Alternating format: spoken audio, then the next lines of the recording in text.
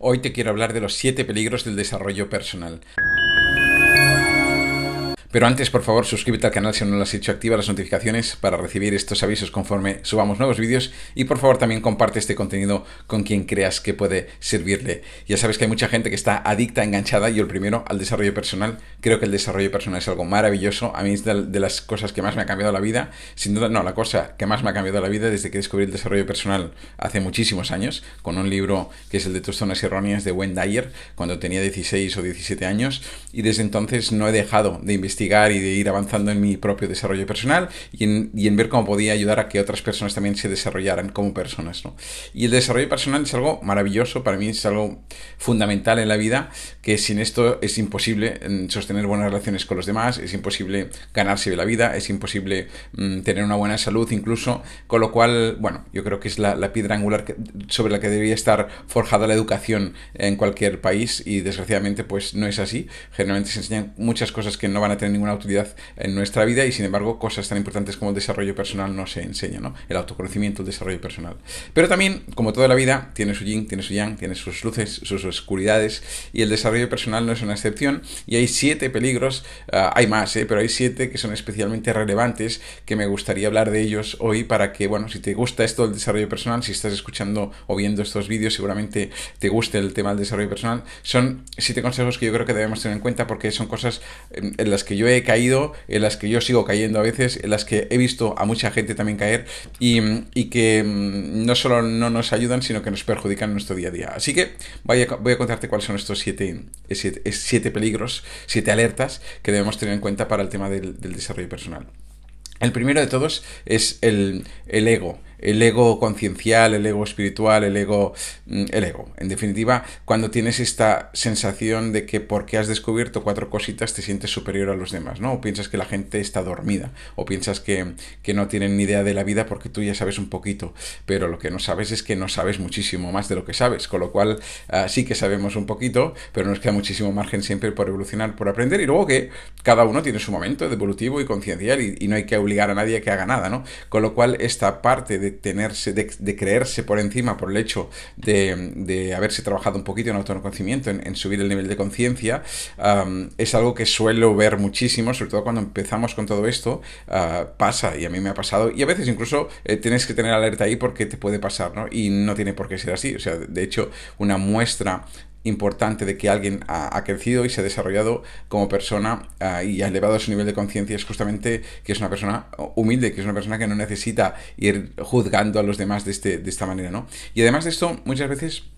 con esto lo que logramos es pagar un precio alto de desconexión, ¿no? Con gente que nos rodea. Muchas veces, cuando alguien empieza a evolucionar mucho a nivel de desarrollo personal, pues incluso empieza a tener conflictos con la gente de su entorno, ya sea con su familia, con sus amigos, incluso con su pareja, muchas veces, ¿no? Porque pretenden que los demás hagan el camino que ellos han hecho, ¿no? Por esa especie de locura que tiene el ser humano de que todo el mundo debería hacer lo que uno cree que es lo bueno, ¿no? Y eso, ya digo, no solo no nos beneficia, sino que nos perjudica. Así que el primer punto a tener en cuenta, súper importante, es este de vigilar al ego cuando estemos. Fíjate, hay un gran sabio al que yo tengo mucho cariño, que es Claudio Naranjo, que en una de sus últimas entrevistas, debería tener ya más de 80 años seguro, le decían, bueno, pero usted tiene la suerte que ya hace años que dejó su ego de lado.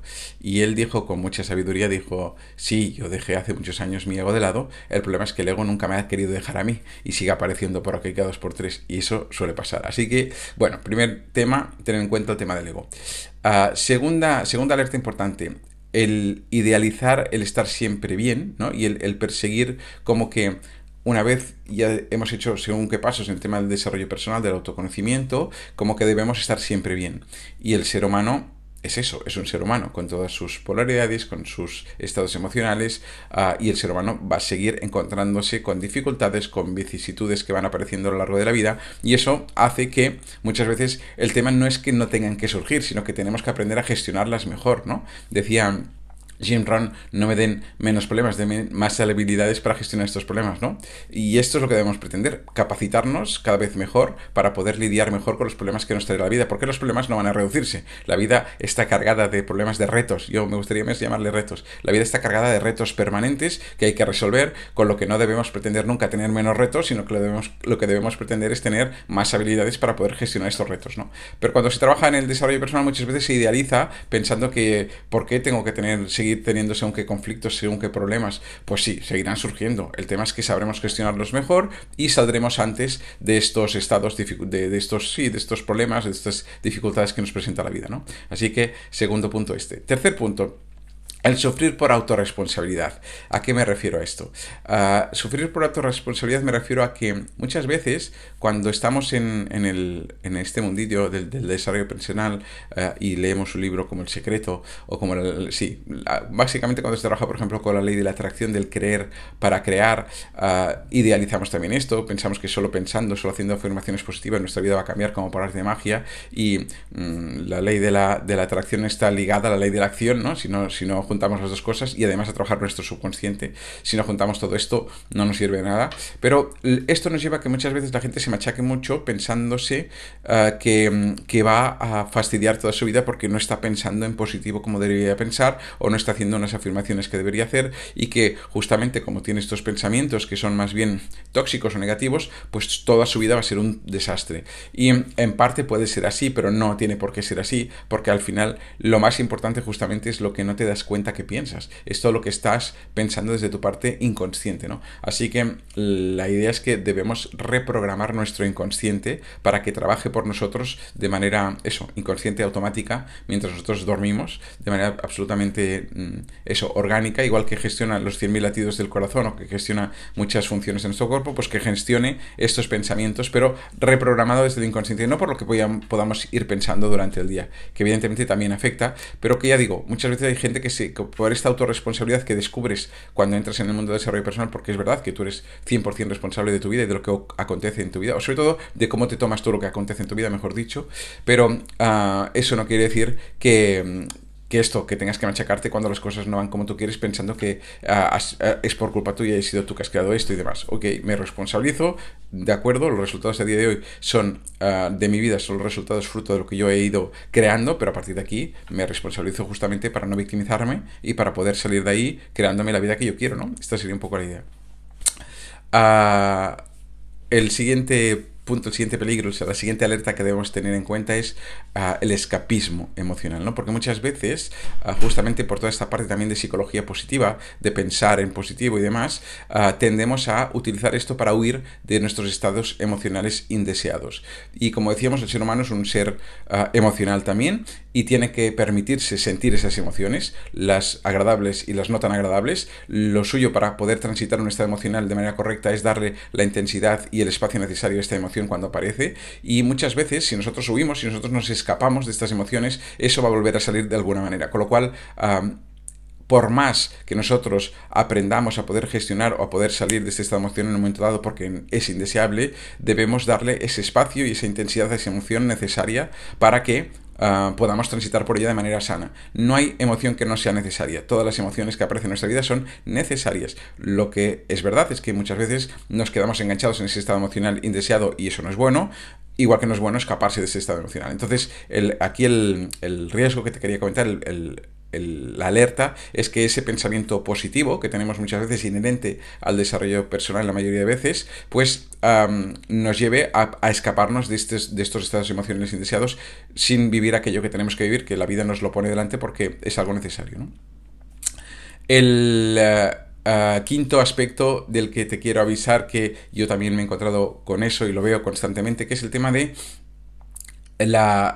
lo que se llega a machacar la gente por no aplicar. Porque cuanto más sabes, cuanto más descubres qué es lo que debes hacer, más duele el hecho de no hacerlo, porque te das cuenta de que al final te estás auto boicoteando y te das cuenta de que la información cognitiva la tienes, tú sabes lo que debes hacer, pero no aplicas o no aplicas en la medida que tú quisieras aplicar, y eso genera mucha frustración y genera mucho sentimiento de culpa. Pero yo siempre digo que todo lo posible es lo perfecto. Si al final no lo has hecho es porque no podías, porque hay auto boicots o autolímites que tienes por ahí inconscientes y hay que trabajar en eso, en cuáles son estos boicots internos, cuáles son estos autolímites que tengo para poder salir de ahí cuanto antes. Pero no te machaques por no estar aplicando en la medida que tú quisieras. Responsabilízate una vez más. Lo fácil es irse al victimismo. Ay, fíjate cómo soy, porque desde luego podría haber hecho, podría haber dicho, podría... No, podría, da igual, ok, lo analizamos, de acuerdo, objetivamente podríamos, pero ya está, ya pasó. Con lo cual ahora es cómo podemos hacerlo, ¿no? La idea es esta, es pasar de este victimismo del machacarte a la autorresponsabilidad de decir, ok, si no he hecho todo lo que debía, pues cómo puedo hacer para hacerlo a partir de ahora, todo lo que debía, ¿no?